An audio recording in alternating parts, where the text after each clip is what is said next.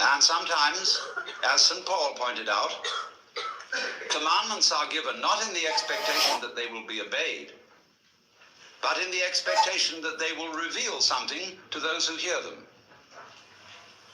That was St. Paul's comment on the whole Mosaic law. Yes, sir. What? If we accept the things trying to see that we are all God. Yes.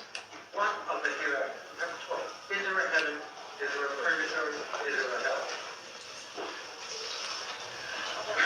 The hereafter is, of course, now. Because if you will examine it closely, there is no when else than now. And if you want to make hell of it, you can make hell of it. If you want to make heaven of it, you can make heaven of it. Purgatory, purgatory. It's all here. Always was, always will be. What is death? Death is an undulation in consciousness. How would you know you were alive unless you'd once been dead? Yes.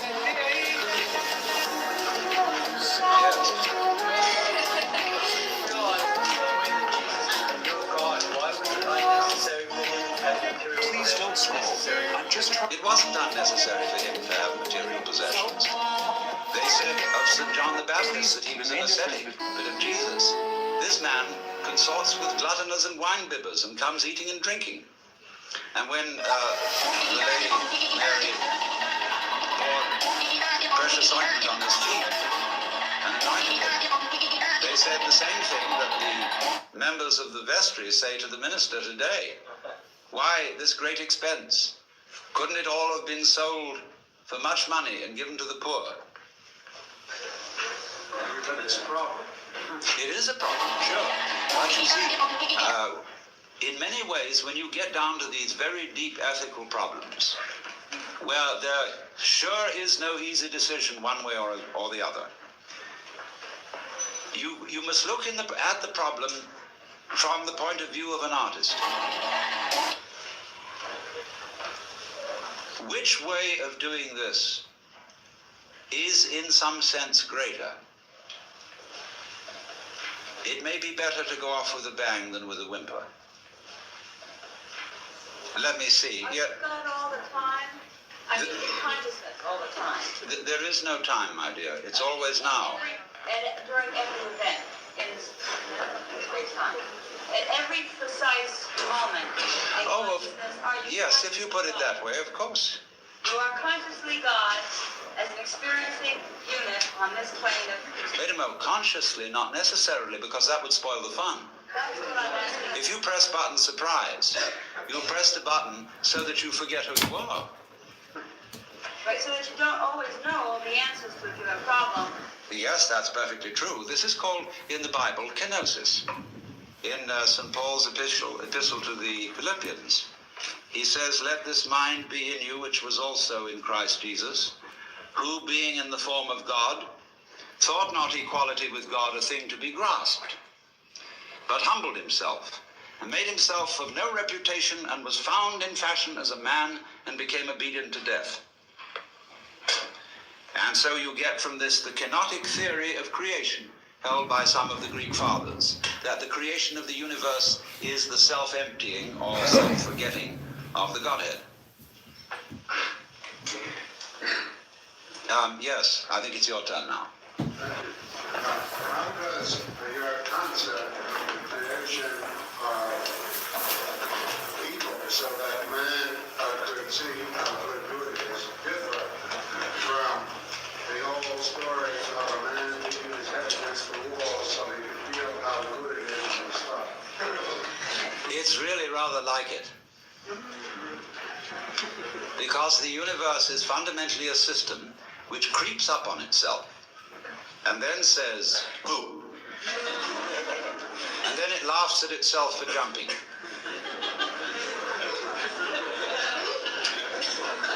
And you see, every time it does it, it forgets that it did it before. So it never becomes a bore. Yes, the lady in red. Can you make yourself into a point of consciousness and travel around the cosmos, such as Dr. Lilly was speaking of last night in talking about Satori? Yes, but it isn't necessary to travel. question is, can I make myself into a point of consciousness and travel around the cosmos and see things from all sorts of places? I say, yes, but it isn't necessary to travel. One is already there.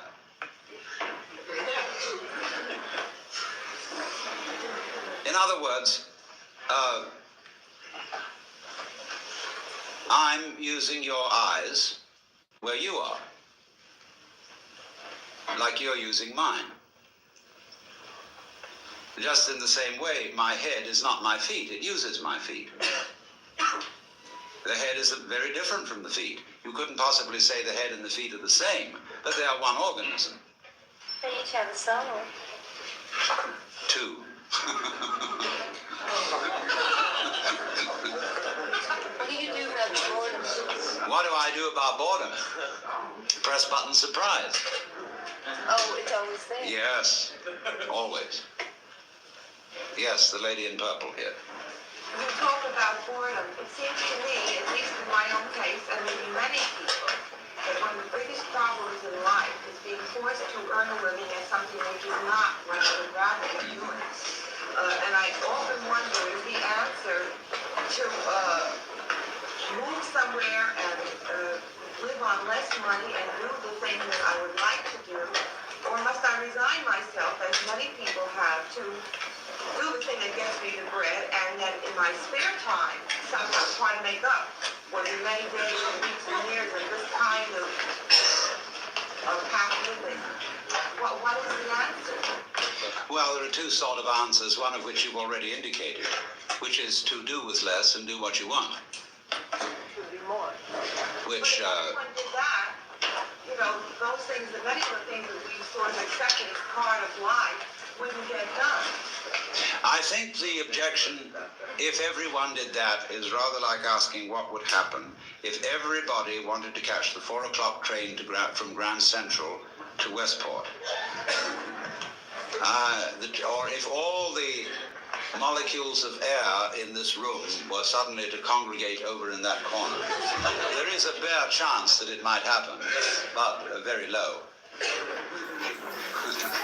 Yes. Would you say we're going around in circles trying to eliminate evil because we never will? We might not be any evil. Yes. Never eliminate it, so we're just playing games. We are going round in circles. But you see, going round in circles, as you may have observed by looking at the sky, is what the universe is doing.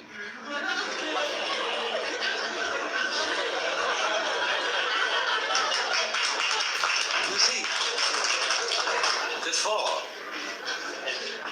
As long as we recognize we're going around in circles, we're all right. yes. Yes, that's the thing. It's a dance. And when you dance, you don't dance to get somewhere.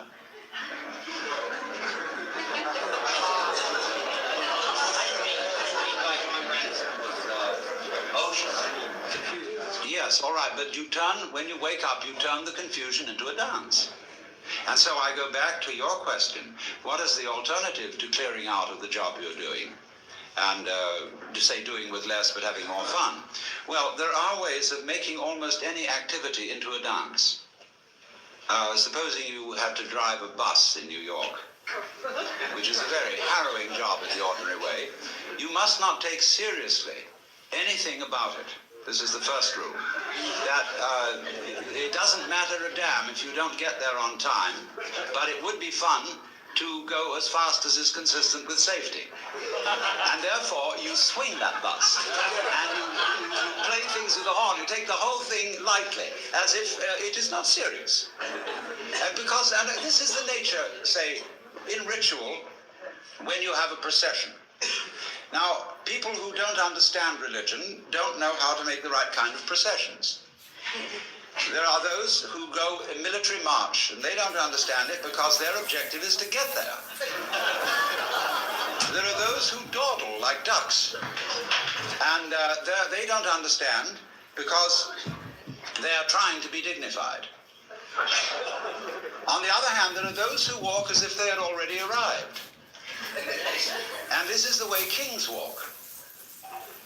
Because a king is the center, and he is always where it's at. Where it's at is where the king is, by definition.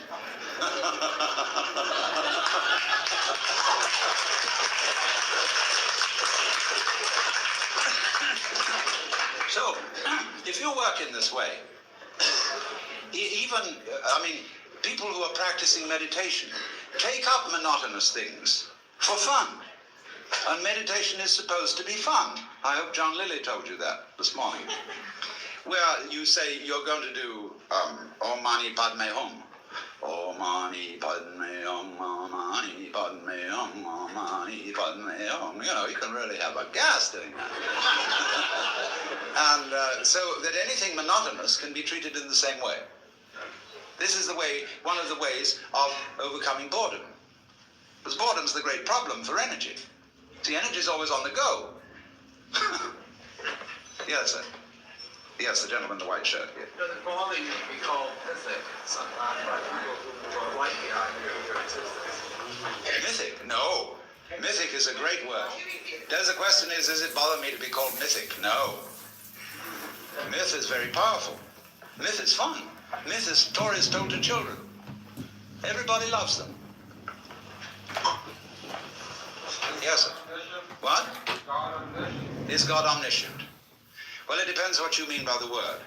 A lot of people think that omniscience is like knowing everything that's in the Encyclopedia Britannica. That's not omniscience, that's intellectual elephantiasis.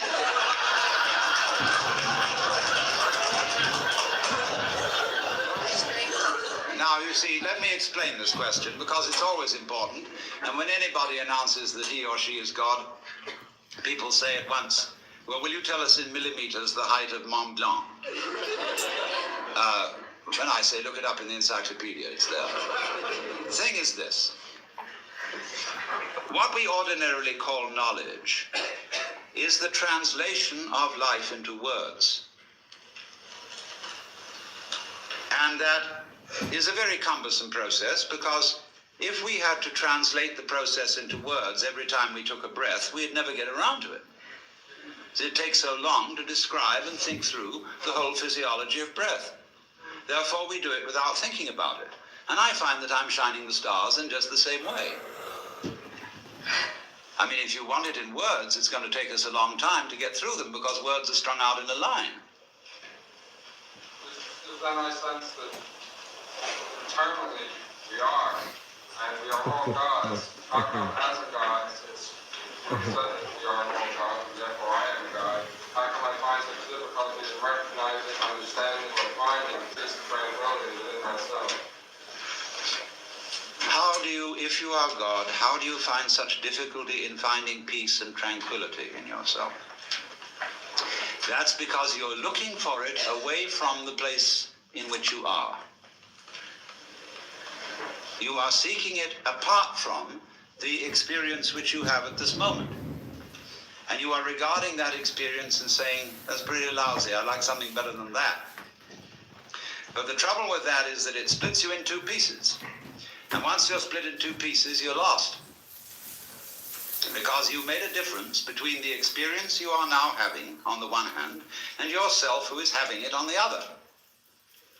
And you wish you could get away from that experience. Now, the truth of the matter is you can't, because you are what you experience. It's a myth purely that there is some sort of experiencer who has the experience. You are what you know, because it is not I know something, there is simply a process called the knowing. You could say the knowing, like the world, has two poles, north and south. And so the knowing ball has the knower and the known, but only in that sense. Now, knowing changes. It changes itself. But if you try to stand outside it and change it, it'll be like standing outside your hand and trying to move your hand from outside. And so comes the difficulty. In other words, this would be the difficulty for God in the press button surprise situation, where you think you want something different from what you have. But if you do think that, you've got to ask yourself the question, what it is that you really want. This is the most fundamentally important question. And you will find, if you go into it very, very deeply, that you have it. Now, you may change your mind about it, but you do have what you want. God, if this place caught on fire, I would find myself so scared that I I wondered if I would also feel that I was God, and if I am God and scared, what do I do about that? Well, one of the ways of not being bored is to scare yourself. Don't we all go to the movies just to be scared? We put certain limits on it, indeed, before we go and say, well, this isn't really going to happen. It's only a play or a movie. And therefore, while we see the safe outline of the proscenium arch, back in the back of our minds, as a sort of Hintergedanke, we know it's only a play. I'm talking about when it isn't only. How do you know it isn't? If you see, after all, the task of the actor on the stage is to come on so well that the audience thinks it's real, so that he has them crying, so that he has them shaking with fear, so that he has them sitting on the edges of their chairs. Well, that's just one ordinary Joe Dokes actor, but supposing the actor of the play is the real big actor. Wow, that play would seem real. And so that's what happens when the house catches on fire. Yes, lady in red. Yes, you're looking behind yourself. God, what is sleep? What is sleep? The seventh day. What? When is the seventh day? When you sleep. Yes. Yes, God. The only reason I know that I'm God is because I take the responsibility for it. Yes. Doesn't that answer the lady's question about the fire? Oh, yes, that also would answer it, yes. It's a question of taking responsibility for what happens. What happens if you don't do anything about it? If I don't do anything about the world? The boredom. The boredom. What's through the boredom? Well, that's another way. That's another way. You can explore boredom. You can bore into boredom. And watch it. Sometimes when you're bored, that's the only thing to do. Because even for God, you can't lift yourself up by your own bootstraps. Because that is by nature of the definition impossible. You said that a lot of people, you would enjoy having a myth of you. Yes, I think that would be fun. I mean, why else does one go on stage except to make myths? What? Why not? Again? Excuse me, what did you say? What is your motivation for going on stage? What is my motivation for going on the stage? That is like asking, why is there a universe? Well, now, if you listened to George Leonard last night, George Leonard explained how children were befuddled by being taught to ask why about everything. Because you always look away from what you're asking about to its antecedents, and that won't lead you anywhere at all. Why am I here? And I answer that question. Then somebody says, well, why that? And then somebody says, well, why that? Why that? Why that? And you get back and back and back, and eventually you get tired of answering. And so fathers, when their children say, why, Daddy? Why? They say, oh, shut up and eat your lollipop. But what happens, you see, when we trace the causation of things into the past, it all begins to fade out in silence and no answer. Why? Because it didn't begin there. The universe begins now. It didn't begin in the past. And the past trails back from now like the wake of a ship. If everything is God and there's no time except now, what is the role of chance? If everything is God and there is no time except now, what is the role of chance? Chance pairs with order. We'll say randomness, we'll call it, and it pairs with order. And it is part of the nature of order. If you know what you mean by order, you know that you mean contrast with randomness. And if you know what you mean by randomness, you know that you mean contrast with order. So if you want to have order, you must have randomness, and vice versa. Yes? Did you have this much charisma before you discovered your true nature? Yes, but it came out in a different way. Yes. lot of danger here, though the riddles are funny, and if you had time enough to think each one through, they'd be very profound. There's a certain danger of everything and everyone being God, because if you've really found yourself as God, then you know that certain things that you, as God, have created that don't personally affect you, you create for a reason, you stay out of them, and you aren't a do-gooder. But if you think you're God, and then you try to go into too much social action and change the evils of this world, you end up hurting yourself and a lot of people, and you're playing God, and you're not really being God. Well, I admit to you, my dear, that this is a very, very dangerous conversation. And that I thoroughly agree with, but we didn't come here, did we, to play it safe? All profound ideas and profound questions are dangerous. It is dangerous to go into science. As we all know too well, it is dangerous to go into medicine. Dangerous to go into writing, because the pen is often mightier than the sword. And so I don't think we should withdraw from certain things because they're dangerous. But I entirely agree with you that if I were, as it were, in the spirit of God to go about social reform, I would be failing to realize the construction of my own universe, which is that when you interfere with it, you've got to know exactly how you're interfering. Otherwise, the most amazingly unexpected things will happen. So when people ask for miracles, they don't realize what the miracles involve. I mean, if I turned the microphone into a rabbit, it's altogether possible that you might drop dead, because those events might be connected. Did you ever study with Carl Jung? Did I ever study with Carl Jung? I never Work with him? I didn't study with him. I knew him, and I read a lot of his writings. Yes. The notion of watching yourself, like watching your boredom or being aware of yourself, imply that there's a separation somewhere. It does in a way, yes. And it depends how you're watching. There is a very interesting thing that comes up in this respect with regard to the Bhagavad Gita and to the Yoga Sutra, where they talk about the witness. There is, as it were, behind our ordinary self with its emotions and involvements, a witness self that does nothing more than perceive what happens. And this is the Atman, or the Purusha, which is not involved. And some of you, no doubt, especially in times of crisis, have suddenly discovered this sort of witness center behind everything that just isn't involved. Most terrible things can be going on, but the witness is impassive.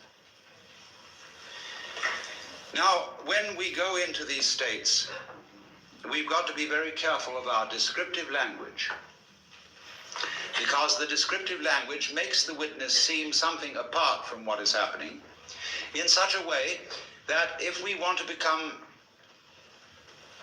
really sort of skitsy and catatonic about things, we can always be withdrawn and go in and identify ourselves with a solitary and uninvolved witness, who is merely a hangout for the ego, as when the police raid a house in which there are burglars. And the burglars know they'll be caught if they're on the ground floor, so they go up to the first floor. So then the police come up to the first floor, they're up to the second, finally they get to the roof, of the open sky and the infinite. And in this way, this was why the Buddha did not teach about the Atman, the real self within us, because he knew people would use the real self as a hideout for the ego. And so, when, say, Krishnamurti tries to explain this, he doesn't talk about the witness. He talks about awareness, and people say to him, but who is aware? What is aware? And he seems a little sticky in his answer here, because what is the matter is that the people asking the question are bewitched by grammar. They are using a language in which it is part of the grammatical convention that the verb always have a noun subject. Now, how on earth do verbs get started by nouns? I ask you. How can a thing start a process? Surely, This is really the same problem Descartes was wrestling with when he tried to find out how spirit could influence matter, or how mind could influence body. Because everybody knows that all proper ghosts walk straight through walls without disturbing the bricks. So how can the ghost in the machine, as Koestler put it, the soul in the body, how can it do anything to the body? With no connection. Two different realms. The point is, when we're talking about this awareness, what we call thought, feeling, sensation, emotion, we could say in a very clumsy way is it's aware of itself. It's the very nature. There wouldn't be sensation without awareness. You don't have to have something which is aware of it, any more than you have to have a thing called lightning, which does something called flashing. The flashing is the lightning. And so awareness is the one who's aware of it. Could say this awareness. If I say I am aware, the word I, as William James suggested, is simply a word of position, like this or here. Awareness here. And your awareness there. Yes, sir. It's like one great koan that we're all reading before. Yes, life is like one great koan.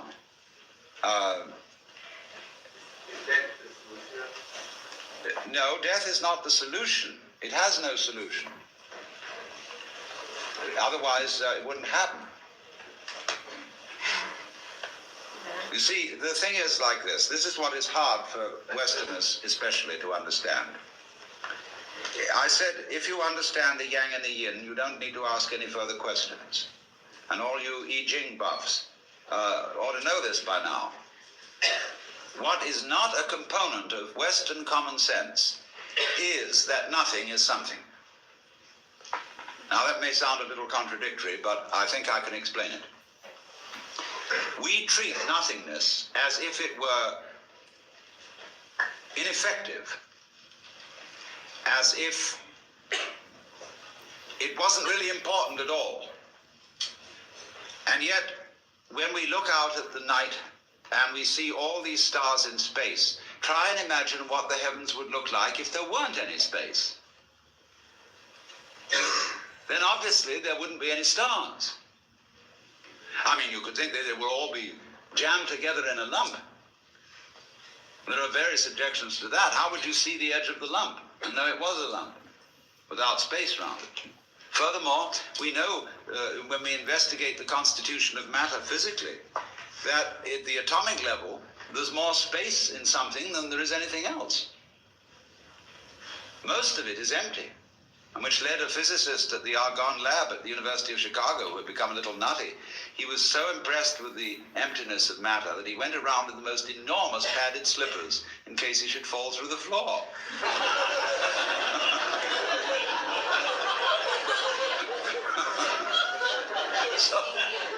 So now what the point I'm making is this.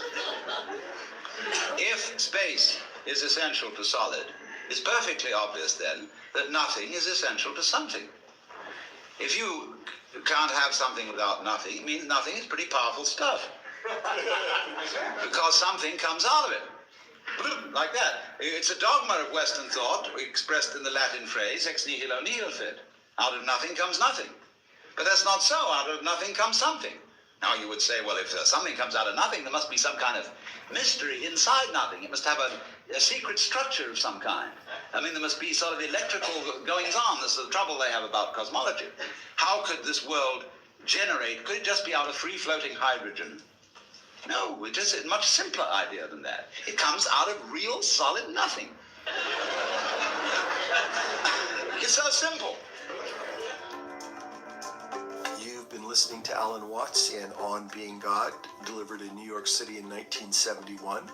It's from our Philosophy and Society series, and to download this and other similar recordings, please visit alanwatts.org. Today's broadcast was brought to you by the Ram Dass Be Here Now Podcast Network. Thanks for listening.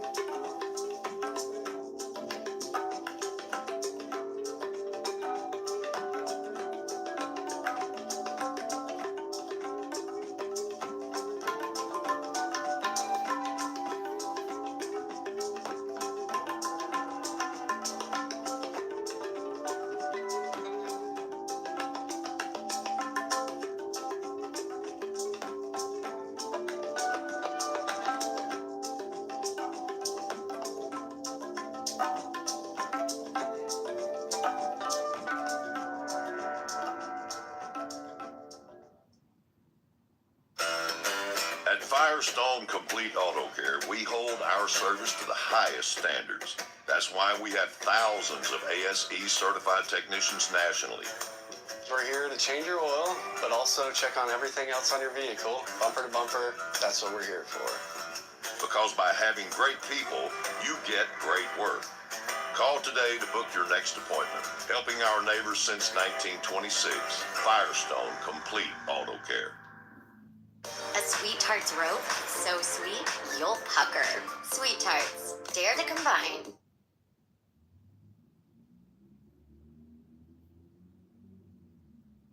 Tires and Rims 2025.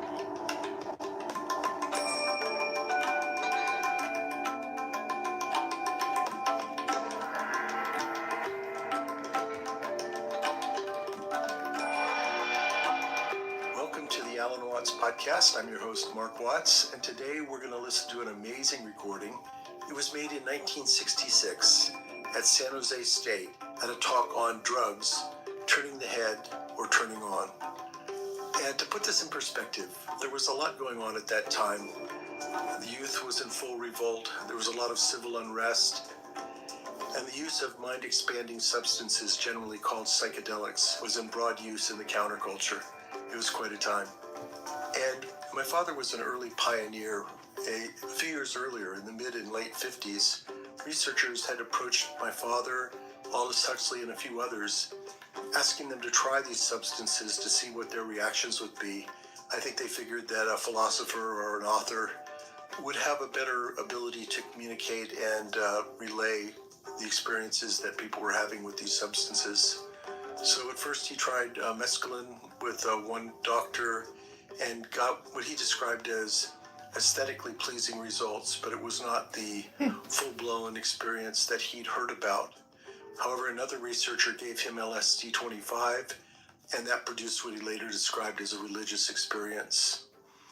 However, by the mid-60s, it was obvious that the street acid that was going around was not quite the same thing as what he'd experienced in the labs, and he was cooling off a bit on this. A few years later, he would come to say that they could be useful tools, but once you got the message, it was good to hang up the phone. And a lot of this had to do with not just the chemicals themselves, but people's preparation and approach to them, what was called the set and setting, as many of these people were taking them for primarily recreational purposes, and they were very powerful psychoactive chemicals, and that wasn't always the best approach.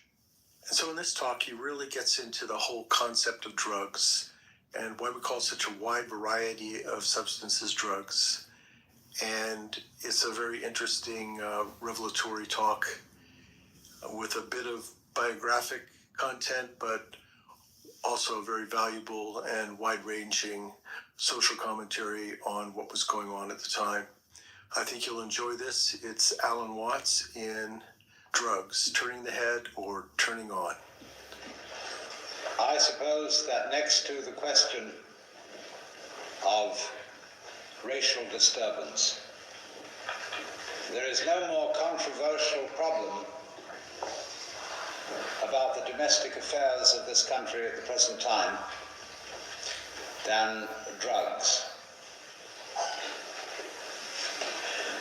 The word drugs has a very funny semantic problem. You have a place called the drugstore.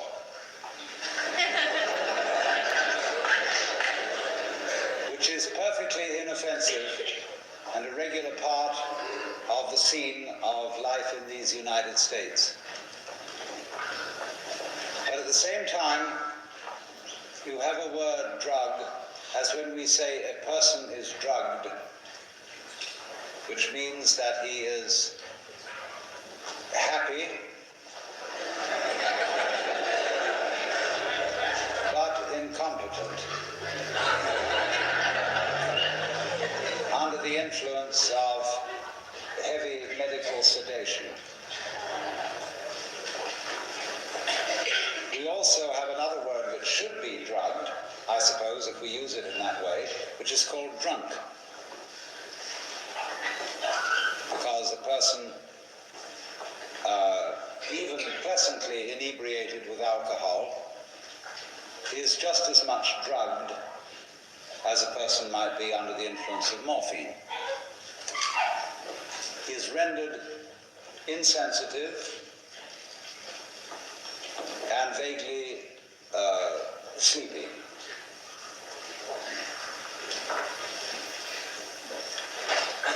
Now,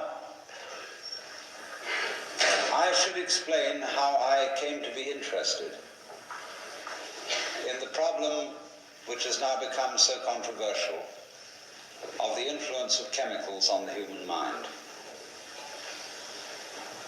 For many, many years, more than 30 years, I've been interested in the psychology of religion, pretty much as a disciple of William James,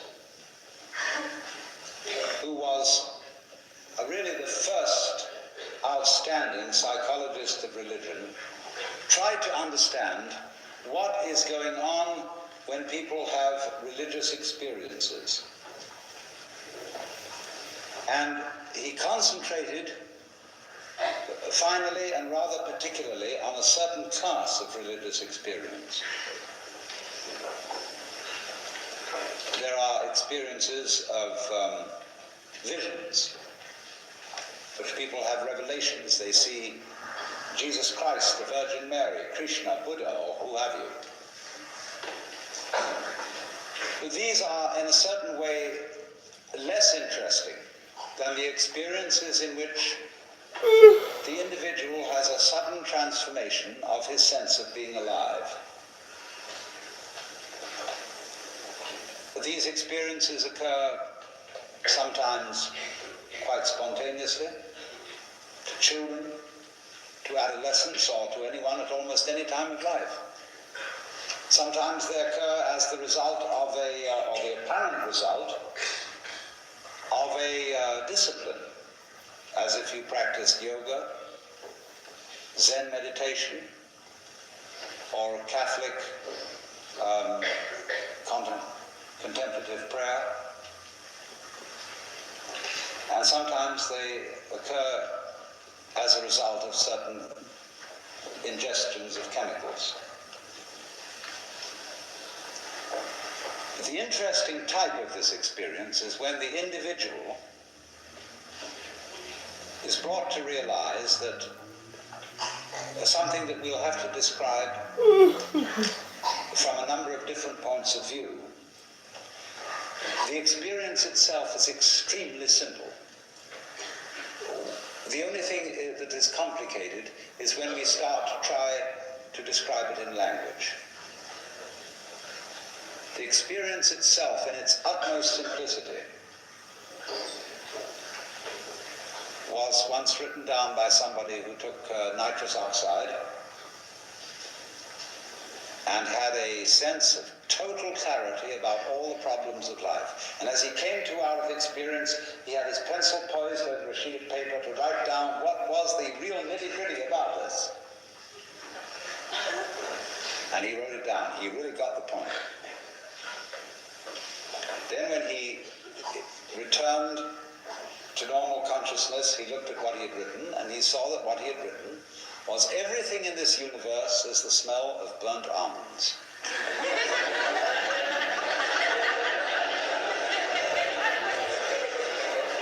Over which the academic community had a good laugh and said, well, obviously this was a perfectly frivolous enterprise. But upon mature consideration, everything in this universe is the smell of burnt almonds. That is to say, take any particular experience, such as the smell of burnt almonds, or looking into the eyes of the person you love, or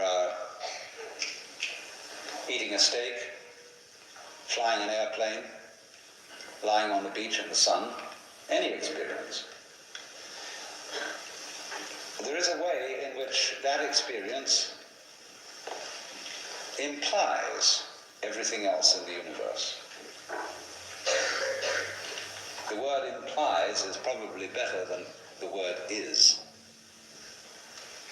is to say there are certain states of consciousness in which you experience that everything is interconnected.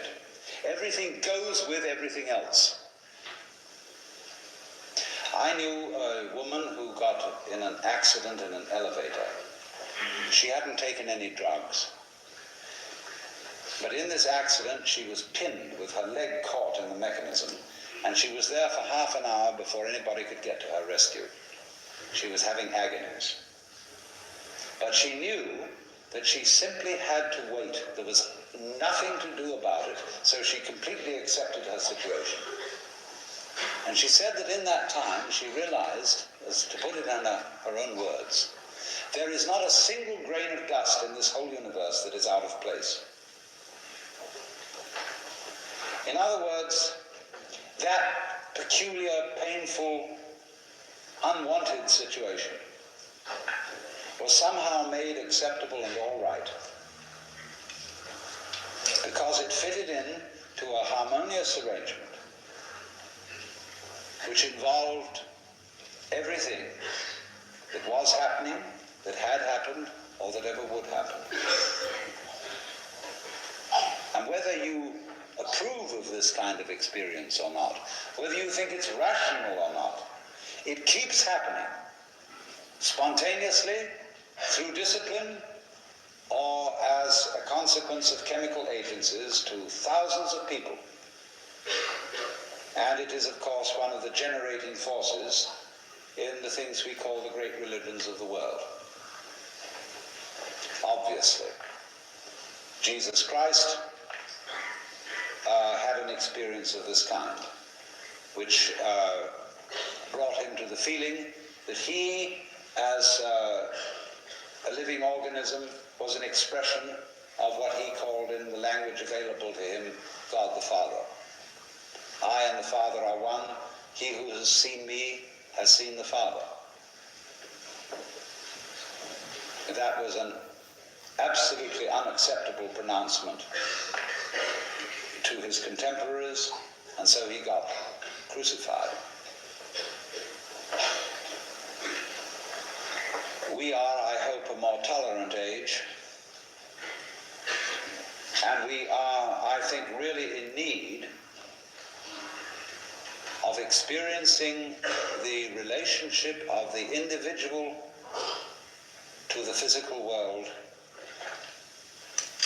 in a way that is more positive, more constructive, more friendly, more close than that which expresses itself in a hostile technology bent on the domination and the conquest of nature, considered as something alien to the human spirit, mechanical, thoughtless, and stupid, that surrounds us as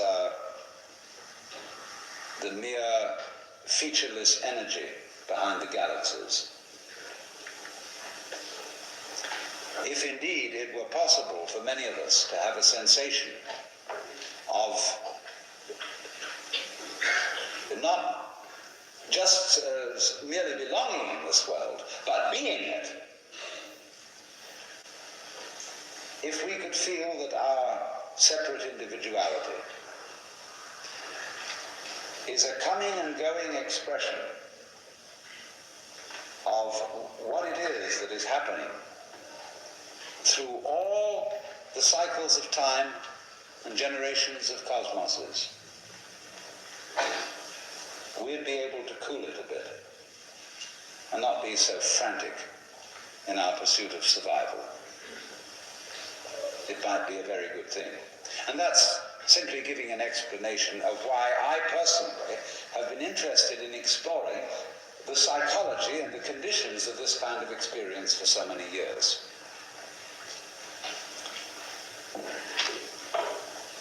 Now then, in the middle 1950s, a British psychiatrist by the name of Humphrey Osmond persuaded a British novelist by the name of Aldous Huxley to take a dose of mescaline. And in the thought that at the time this was a drug which induced states of consciousness similar to schizophrenia.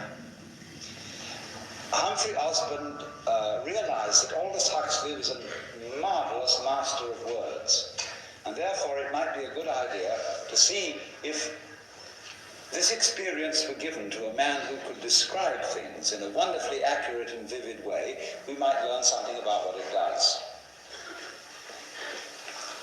Aldous Huxley didn't simply deliver a private report to the doctors. He rushed into print and published a book called The Doors of Perception, in which he said, in effect, that he felt, from his point of view, that having taken mescaline gave him an experience which he could not but identify with the great mystical experience of man's integration with the universe, which of course had been known through all history. When I read this as a student of the psychology of religion, I was naturally fascinated, but unbelieving. I thought, Aldous sometimes goes off the deep end. I knew him very well.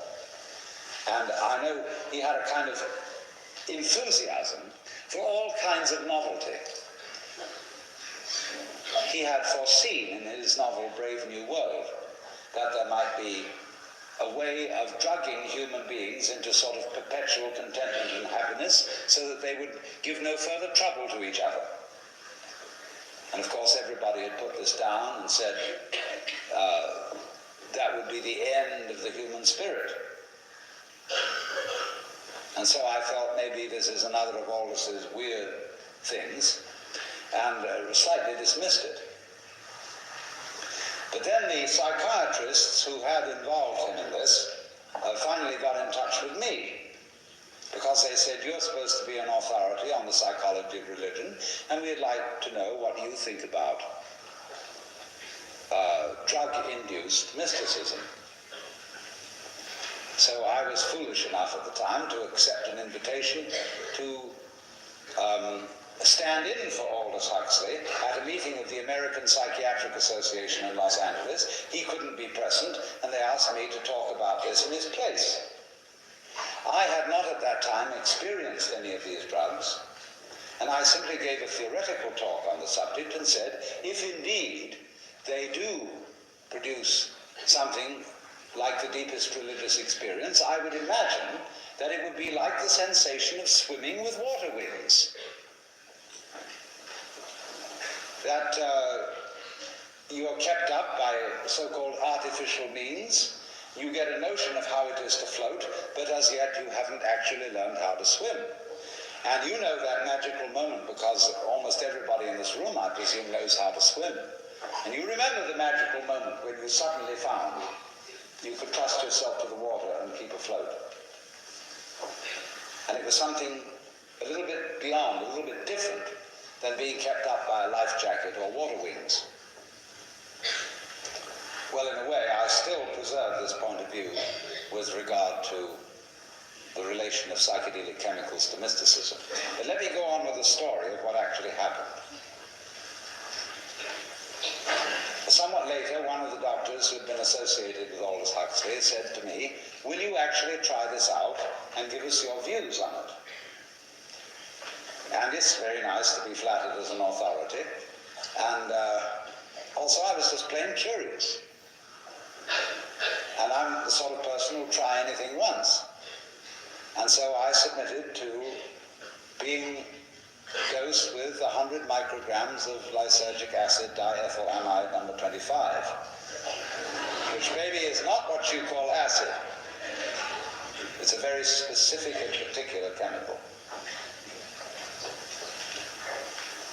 And I had an extraordinarily interesting experience, but I felt that it was an aesthetic experience, not a mystical experience, and so reported. It was just fascinating, the changes of one's sense perception. It was as if, you know a gadget called a kaleidoscope, which is a combination of a kaleidoscope and a telescope. You look through this thing, and it models everything you look at in fascinating patterns according to its own inner structure. And I felt that this drug did exactly the same thing as that. That it modified your nervous system in a certain way, like looking through a kaleidoscope telescope instead of a telescope telescope. And it just jazzed everything up, and that was very interesting, and so what? Then later on, another psychiatrist approached me. He was in San Francisco at Langley Porter, and said, I don't think you've really gone into this deeply enough. I think I could point out certain things to you that would be interesting, because you see, this drug is something that you have to learn how to use, just as you would learn how to use a microscope. There's a certain technique to it. Supposing you're a biologist or a bacteriologist, you've got to learn the art of using the instrument. So I said, okay, let's try it again. I was very skeptical of the whole thing. And lo and behold, I had what I simply could not deny being an experience of cosmic consciousness, the sense of complete, fundamental, total unity forever and ever with the whole universe. And not only that, but that what this thing was fundamentally, despite everything and every kind of appearance in ordinary life to the contrary, that the energy behind the world was ecstatic bliss and love. Well, I was very embarrassed by this, because I thought, gee, you can't get mysticism out of a bottle. That's degrading everything. But yet I couldn't deny the fact that it had happened. So then by this time, Aldous Huxley had rushed into print and had let the cat out of the bag, that this kind of experience was possible through chemicals. At that time, neither he nor I knew that this would become a tremendous popular rage. But I felt that I had a certain responsibility as somebody who knew something about the psychology of religion, and since he had come out in print, and the idea was getting around that this was possible, I ought to say a few things about it in addition that would induce wisdom, caution, and responsibility about the whole thing. And so I recorded my own experiences of this kind of thing in a book called The Joyous Cosmology, to which I appended not only the center part of the book was a description of the experiences that I'd actually had, and then there was a prologue and an epilogue which were concerned with the social problems, psychological problems that might attend this kind of practice.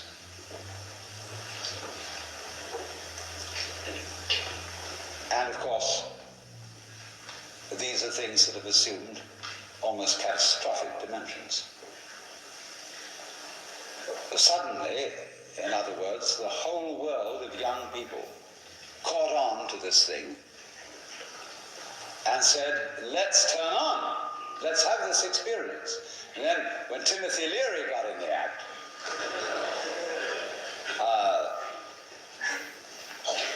all caution was thrown to the winds, and he felt that this is something that everybody really owed to himself. Everybody ought to be turned on. Well, I wasn't so sure about that, because I wouldn't say everybody ought to sail around the world in an open sailboat. You know, it's a great thing if you can do it, but I wouldn't sort of recommend it to anyone. I wouldn't say that everybody ought to spend 3 weeks absolutely alone in a forest to find out who you are. If you can take it, it's a great experience. But I wouldn't want to shove it down your throat. And incidentally, that's the reason I ceased being a minister of religion. I was one for a while, but I found myself in the awkward position of supporting missionaries, of people who say this Christianity is so great that you've all got to have it. And I don't believe that however good a thing there may be in the world, that you should force it on people. You should offer it, yes, you should make it available, but don't shove it down the throat. And always observe the saying of Jesus, which ought to be very embarrassing to the missionaries of Jesus: give not that which is holy unto dogs, neither cast ye your pearls before swine.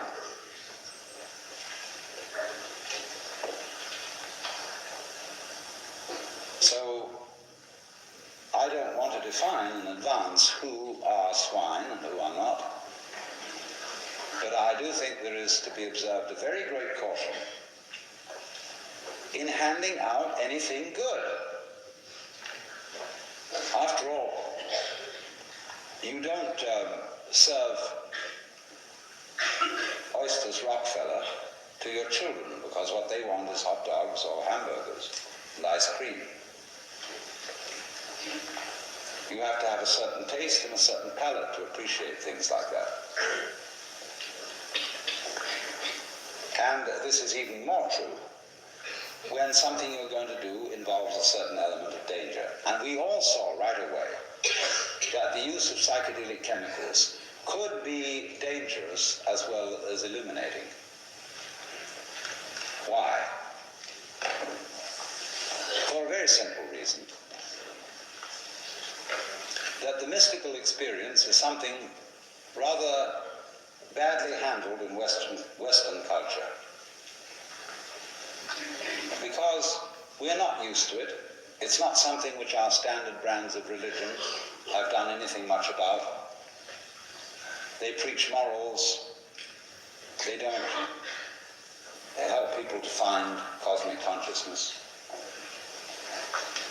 And therefore, in the context of Western culture, a person who has the mystical experience is very liable to get up and announce that he's God the Father Almighty, and that he's personally in charge of the whole universe.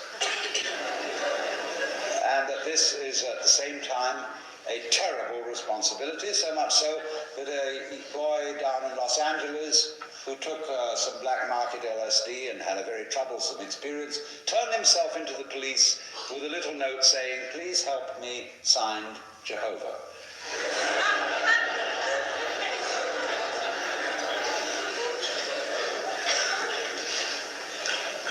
Other people have imagined that they're perfectly weightless and can walk out of a window and fly.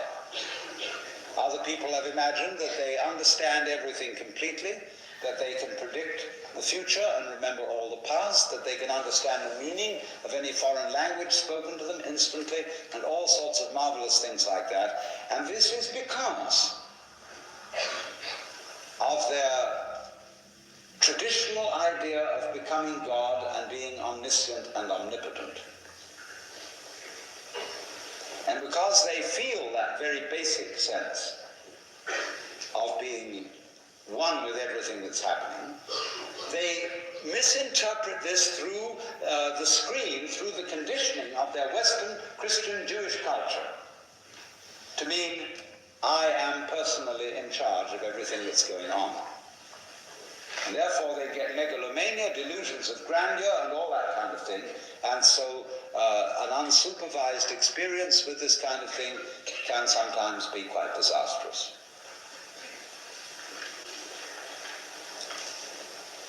Now then, we have therefore various things to consider.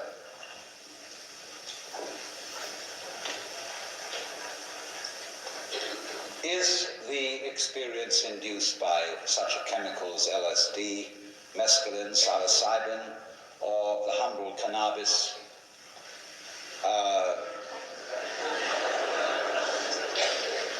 Is it valuable socially, or is it simply a hallucination? If we might begin with the peculiar state of mind induced by alcohol, let's first of all consider that. Is the feeling of comfort and ease and relaxation which you experience through alcohol? A real relaxation, a real comfort, or is it a hallucination?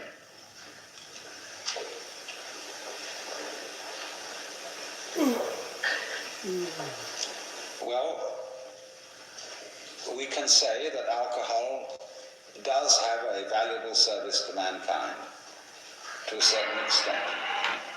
Mild quantities of this chemical make people less uptight, make them socialize easily, relax them to have a good appetite before dinner, but only in very strict moderation. More than enough of this chemical is deleterious to the whole human organism, and therefore it should be taken only in slight quantities, and is best handled as the French have handled the cult of fine wines, where you drink for the taste rather than the kick. And the cult of French wines lies behind the whole cult of French cooking and is a highly civilizing influence. Hooray for that. But it's strictly in moderation. Beyond that point, it's really not so good. But what about these other things? We find that all of these, strictly speaking, psychedelic chemicals, to be specific again, lysergic acid, mescaline, psilocybin, cannabis, and to a lesser extent the tryptamine drugs, which have not been so fully explored. But these chemicals are not addictive, as is alcohol, as is heroin, morphine, and things of that order, in that they do not, if a person stops using them, he does not suffer from withdrawal symptoms, and also he does not have to keep increasing the dosage in order to produce the peculiar effects which they induce.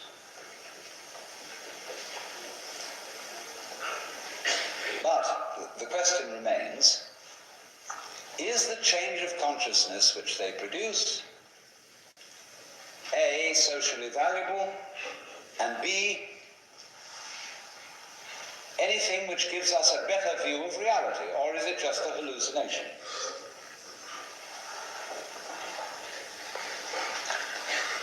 Now, let me take the second point first. The basic transformation of consciousness, which comes about through the use of psychedelic chemicals, is probably best described as one of polar feeling. You feel that everything outside is not the opposite of or contradiction of the inside, but it just goes with it. You feel that the figure always goes with its background. And therefore you see in a funny way that all human behavior goes together in such a way that you cannot have saints without sinners. You cannot have cops without robbers. You cannot have failures without successes, and vice versa. You cannot have the good and the valuable in life without the background contrast of the failure and the evil. And also you cannot have life without death.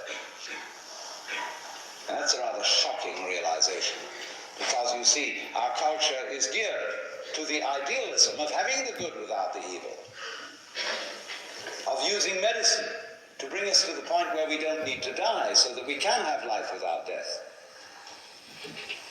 and of reforming and psychotherapizing people so that we can have all good law-abiding citizens and no criminals, all sane people and nobody in the asylums.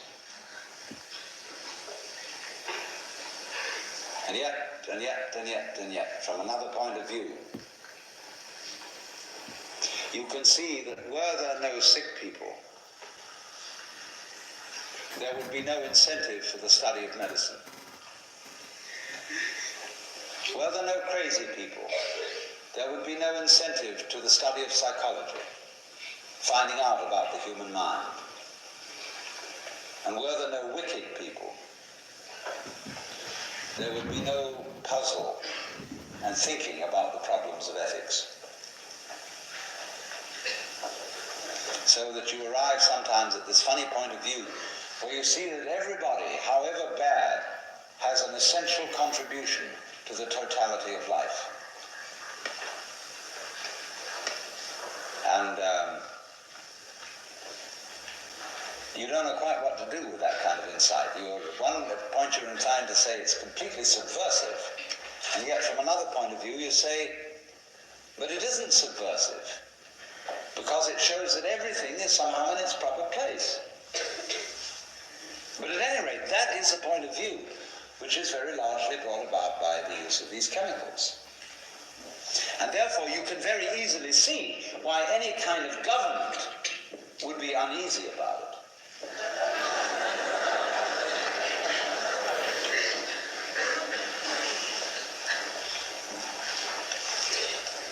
Because they would feel it undermines conscience. That is to say, Studies it and enables tell us people where, to feel where, not so where the guilty study would about be lacking, or if it themselves. would be generally considered a And credible every study. government manages people by exploiting and working on their sense of guilt. Because everybody in this room has a private secret. There's something about yourself that you're not going to talk about publicly. There's something you're frightened of or ashamed of, and any good psychologist can run it out of you and brainwash you and exploit your peculiar temptation or your peculiar psychosis and make you hate yourself because of it, and therefore expiate for your sins by going along with his particular designs and his particular form of punishment to relieve you of your guilt. So exploitation of guilt is the primary method of dictatorships, of wangling you into obeying the directives of an authoritarian government. Watch it. Because the idea that all men are equal in the sight of God becomes, under the administration of dictators, the idea that all men are equally inferior. You're all criminals, and therefore the police can be rude to all of you. Everyone's a crook until proved innocent. But the basis, of course, of our notions of common law is that everybody is innocent until proved guilty. A principle that is observed more in the breach than otherwise.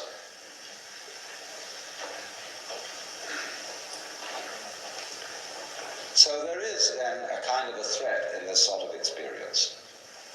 But now let's go on to consider, is it a fantasy or is it in any way true? Let's suppose I experience that my own individual existence is completely continuous with the existence of everything else. That I'm a part of nature, not merely a part, but an expression of the whole activity of the universe. Is that a hallucination? How am I to judge? The criteria by which we judge today are the ideas of our scientists. And if I go to the biologist, the physicist, the chemist, I find out that his description of me as a human being fits better with this so-called hallucination than does my normal state of consciousness. In my normal state of consciousness, in which I am a product of a certain culture which believes that every individual is a separate soul or Freudian ego inhabiting a physical vehicle, I feel myself alienated from and separate from everything else that goes on. But if I'm described by a biologist, I'm nothing of the kind. A biologist describes me as an organism environment, not an organism in an environment, but an organism hyphen environment. The way that he describes my behavior, he describes my behavior as the same thing as the behavior of my environment. He'll go further than that. He'll describe the behavior of my environment as the same thing as my behavior. We are a single field of process, or what is sometimes called a transaction.